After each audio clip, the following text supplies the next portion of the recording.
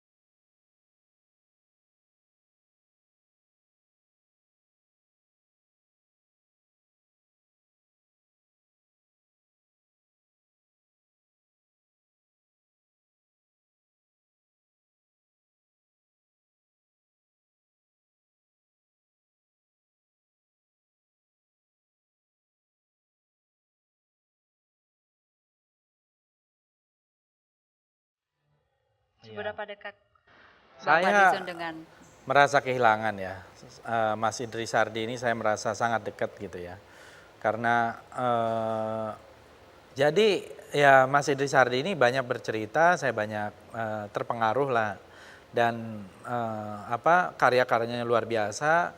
Saya termasuk menginterview beliau cukup lama dan menjadikan sebuah buku yang saya tulis waktu itu.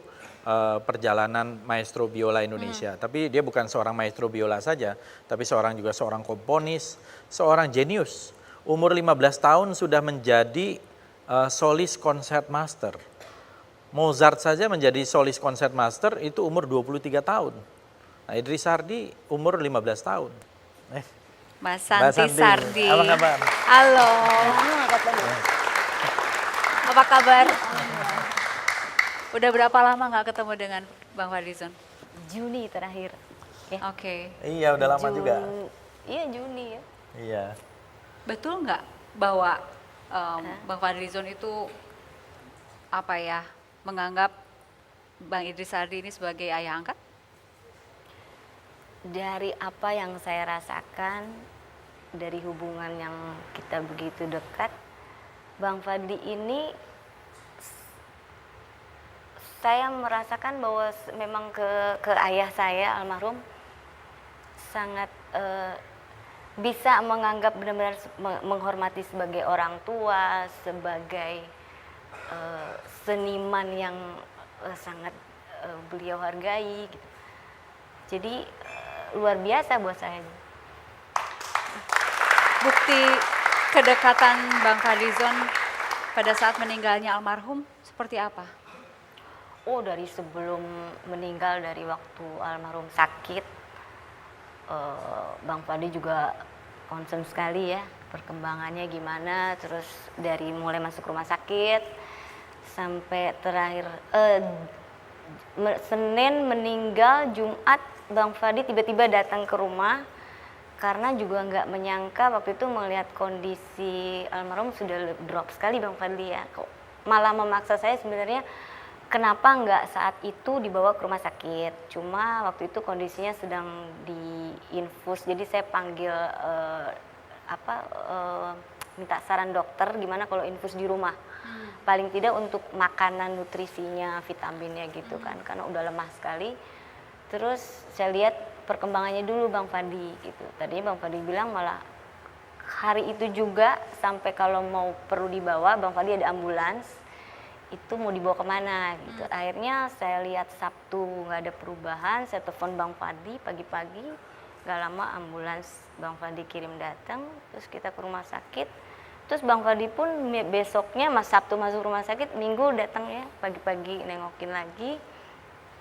Waktu dalam keadaan almarhum udah mulai nggak drop sekali, udah semua kerubutin dokter, suster. Saya tuh masih juga berusaha telepon, panik waktu itu, saya juga panik sebenarnya. Orang terdekat buat saya itu Bang Fadli. Terus Bang Fadli juga waktu itu bilang waktu bangun tuh kaget ya, ingat papa ya. Iya. Gitu. Saya inget terus gitu. terang itu jam kira-kira 6:30 pagi. Saya tiba-tiba terbangun dari tidur langsung terduduk. Dan Itu yang hari pas meninggalnya, pas meninggal pagi itu, saya langsung terduduk dan kata pertama yang terucap dari mulut saya itu Idris Sardi gitu. Gitu. Jadi semacam seperti ada iya. apa ya?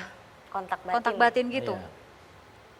Itu betul-betul mengagetkan saya juga. Itu pertama kali saya merasa seumur hidup seperti itu gitu. Bangun tidur langsung saya loncat seperti duduk gitu dan yang pertama Idris Sardi gitu. Langsung pasti ini ada sesuatu gitu, ini pasti ada sesuatu. Iya. Fadlizon ini sampai mengurus ke pemakaman, urus semua sampai jadi selesai. tim repotnya begitu memang. Iya betul, tuh terus mau disemayamkan di mana gitu, kita masih bingung gitu kan. Jadi Bang Fadli bilang, Papa terakhir ngajar di rumah kreatif kan di situ di Cimanggis, di tempatnya Bang Fadli juga. Yang memang kita buat waktu itu untuk Mas Idris bisa mengajar gitu di situ dan memang cita-cita kita ngobrol sudah lama dengan Mas Idris. Sehingga kita berharap saya bangun ada satu rumah kreatif di Cimanggis itu untuk Mas Idris untuk bisa mengajar. Mas Idris Sardi ini semacam pengganti sosok ayah untuk Bang Fadlizon. Ya, saya kira begitu juga ya dan saya merasa dekat dengan Mas Idris, saya merasa ada figur ayah juga di mana saya juga nggak ada dan Mas Idris juga cukup banyak perhatian kepada saya.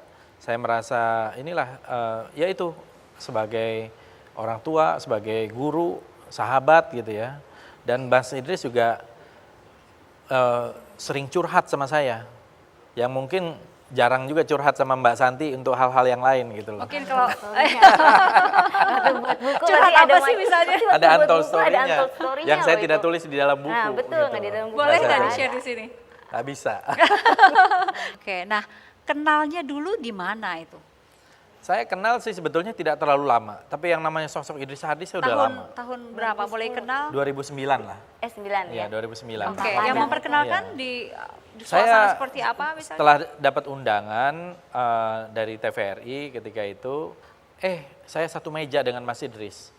Pertama kali sudah main belum Mas Idris gitu ya. Ternyata belum, karena itu yang saya tunggu-tunggu. Nah setelah itu sering ngobrol, kita ajak ke Sumatera Barat, jalan-jalan, terus sering saya undang diskusi di perpustakaan saya dari jam 10 pagi sampai jam 5 sore. Bincang-bincang dengan Idris Sardi.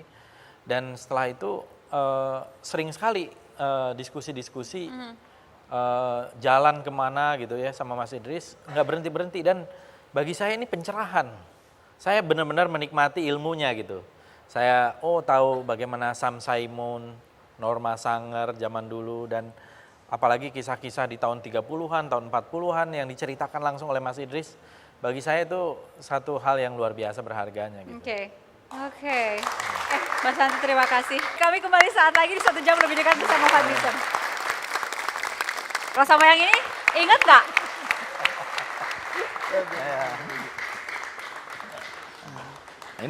Ini teman Halo. SMP.